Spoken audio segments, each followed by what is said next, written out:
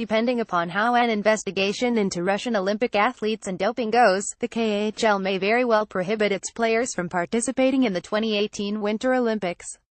Considering that the KHL brings in high-quality hockey players from Canada, the US, Sweden, and other countries beyond Russia, such a move could make a big impact on how those rosters look. A wide variety of outlets are reporting on such a possibility. Such outlets include Russian news agency TASS, the Associated Press, and Chris Johnston of Sportsnet. Here's some added background. Via Johnston in a statement, KHL President Dmitry Chernyshenko said the IOC is destroying the existing world order in sports by pursuing doping cases against Russians in other sports who are suspected of using banned substances. At this point, the International Ice Hockey Federation is reluctant to wade into the fray publicly. IIHF President René Fazal politely declined an interview request on Saturday. That doesn't seem promising. TSN's Darren Dreger shared the viewpoint that these are bad early signs, although he does bring up a valid point: it might be too early to panic. But it's probably fair to worry.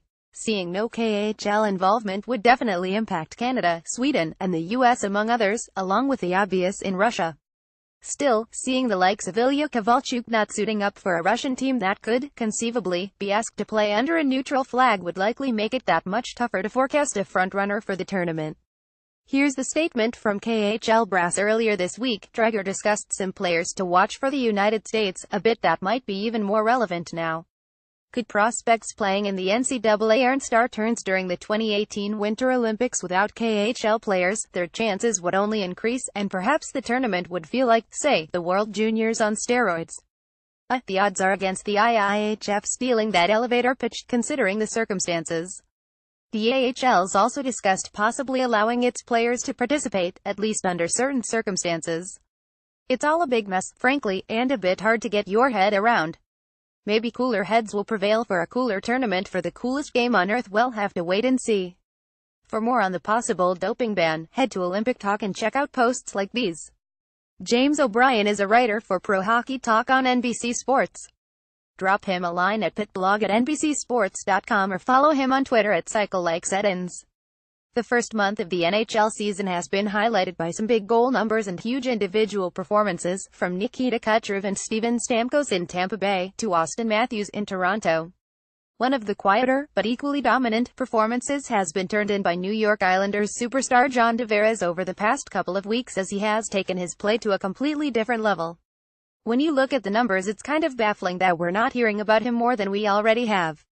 After a slow start to the season that saw him record just 3 points in his first 7 games, Tavares has been an absolute terror for opposing defenses the past 2 weeks with 14 points in his past 6 games. That stretch includes 5 games with at least 2 points as well as a pair of hat tricks.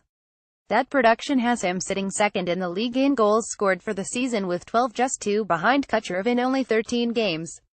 But it's not just the goal-scoring numbers that are standing out. For Tavares, everything he's doing right now across the board is at a new high for his career. He is averaging more shots on goal per game, 3.8, than he ever has before. He has a 54% Corsi mark that is higher than any other season in his career, and he is significantly boosting the production of every player around him, specifically forwards Anders Lee and Josh Bailey, who have seen some significant ice time alongside Tavares in recent games. Over the past 3 games alone, that trio has been on the ice for 9 of the Islanders' 15 goals during that stretch, while Tavares and Lee were on the ice for a 10th goal. Jordan Eberle was the 3rd player on that goal. Over the past 16 games, one of those 3 players has scored 16 of the Islanders' 29 goals.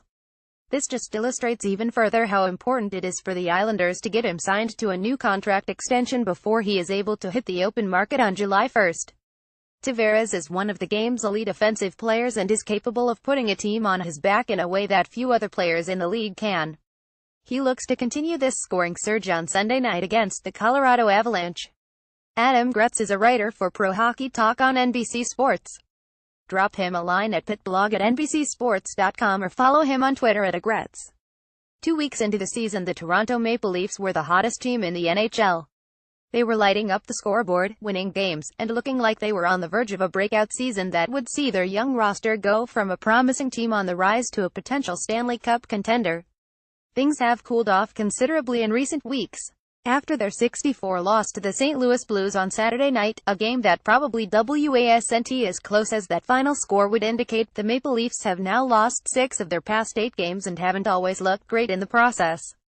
Small blip on the radar during the long marathon season, or something that should have Maple Leafs fans a little bit concerned. When you look at the underlying cause of the recent losses, it's probably more of the former than the latter.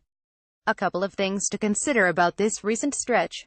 Goaltending has crushed them. Starter Frederik Andersen has not had a great start to the season, and after Saturday's loss is carrying an .895 save percentage that is among the worst marks in the NHL. During this recent 8-game stretch he has been even worse with an .891 mark. It would be unfair to put all of the blame on Andersen for the team's inability to keep the puck out of the net, because the team in front of him hasn't always been great defensively, but the Maple Leafs are paying Andersen more than $5 million per season. They should be able to expect more out of him than what they are getting at the moment. Their backup, Curtis McElhinney, has only played in 2 games and already given up 8 goals. If there is something to be optimistic about for the Maple Leafs, it's that Andersen should be better, and most likely will be better, because his start this season is very similar to what he went through in the first part of the 201,617 season. In his first year with the Maple Leafs, Andersen had a brutal start to the season, and in his first 13 starts, was struggling with a .900 save percentage. He finished the season with a .922 mark in his final 53 appearances. He has struggled for now, but he will not be this bad forever. He may not be a top-tier goalie in the league, but he has a proven track record of being an average to slightly above average goalie. Even that level of play would make a significant difference in the Maple Leafs' recent fortunes. Some of their young guys are struggling. The Maple Leafs have an embarrassment of riches at forward, with Austin Matthews, William Nylander, Mitch Marner, and Connor Brown leading the way. So far Matthews is looking like a potential MVP contender and continues to be better than he was originally advertised to be. During this recent slump, the duo of Nylander and Marner has hit a bit of a slump offensively, combining for just 1 goal. Nylander on 39 shots. Combine that with the fact that veterans Nazem Kadri and James Van Riemsdyk have only combined for 3 of their own on 32 shots, and a significant part of the offense is mired in a slump. This isn't an uncommon thing during a long season, as all players of all skill levels will go through peaks and valleys when it comes to their production. So here's where we are with this Maple Leafs team. They are an exciting, sometimes recklessly so young team that still has some flaws in the defensive end.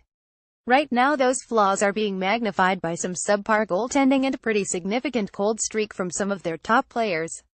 Put those 2 things together and you get a pretty ugly slump that takes away some of the excitement of the team's fast start. Eventually the goaltending and scoring slump from the likes of Nylander and Marner are going to correct themselves, and when they do, the Maple Leafs should be closer to the team we saw in the first 2 weeks instead of the past 2. Adam Gretz is a writer for Pro Hockey Talk on NBC Sports. Drop him a line at pitblog@nbcsports.com or follow him on Twitter at @agretz. Player of the night, Brayden Schenn. Okay, the real player of the night is probably Brock Boeser, who collected a hat-trick and an assist in the Canucks' startling win against the Penguins, but we already covered that here. We might as well spread the wealth, then, right? The St. Louis Blues continue to get strong work from Jaden Schwartz, 3 assists, and Alex Pietrangelo, 2 goals, but Schenn has really been a smash hit for St. Louis so far. That included Saturday's 6-4 win against the Toronto Maple Leafs, when Schenn collected 4 helpers. This gives Schenn 15 points in as many games with St. Louis. Maybe we'll look back at that bold trade as a big win for the Blues. Honorable mention Corey Crawford. The degree of difficulty could have been higher, as he only needed to make 24 saves, but Saturday marked consecutive shutouts for Corey Crawford, who's been dynamite for the Chicago Blackhawks so far this season. They blanked the Minnesota Wild 20 on Saturday. Highlight of the night, Antti Raanta goes from flattened to elated as Arizona won in a shootout, which he participated in. Here's hoping he's okay. Then also, Saturday wasn't pretty for the Penguins, but this power play goal sure was factoid of the night. Some history for scorers on Canadian teams. Brock Boeser with the Canucks. Brock Boeser becomes the first Canucks player aged 20 or younger to record a hat-trick since Trevor Linden on December 20, 1990.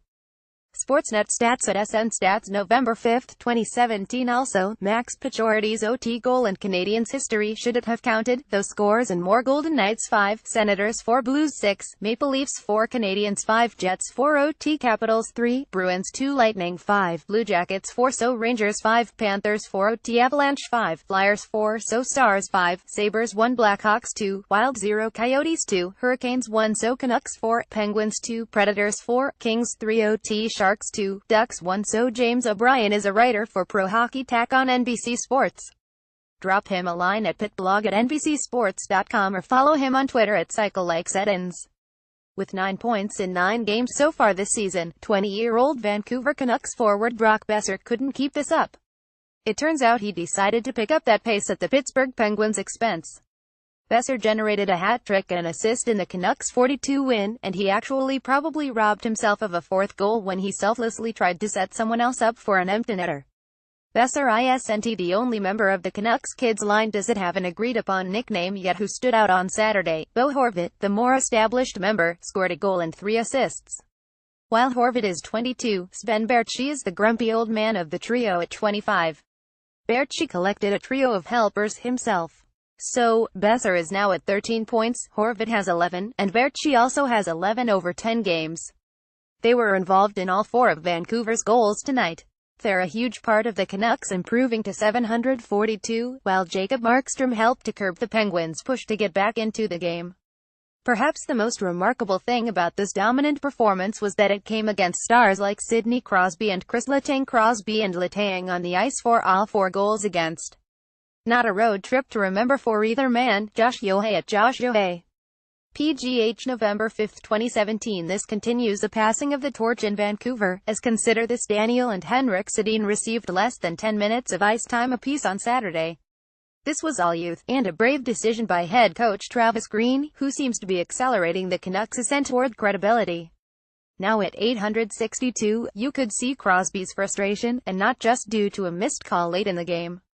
The Penguins mercifully end a 5-game road trip with a 131 record. Speaking of being on the road a lot, the Canucks will face a serious test this month. Vancouver will deal with 10 of its next 14 games away from home: Monday, November 6th versus Detroit, Tuesday, November 7th at Calgary, Thursday, November 9th at Anaheim, Saturday, November 11th at San Jose, Tuesday, November 14th at Los Angeles, Thursday, November 16th versus Vegas, Saturday, November 18th versus St. Louis, Tuesday, November 21st at Philadelphia, Wednesday, November 22nd at Pittsburgh, Friday, November 24th at New Jersey, Sunday, November 26th at NY Rangers, Tuesday, November 28th at NY Islanders, Thursday, November 30th at Nashville. The Canucks are off to a shockingly solid start, but we'll get an even better idea of this team through that run. Nights like these might be frustrating for the Penguins and a beautiful one for the Canucks, particularly their rising top trio of forwards. Time will tell if Vancouver can keep it going and if Pittsburgh can shrug off these early peaks and valleys.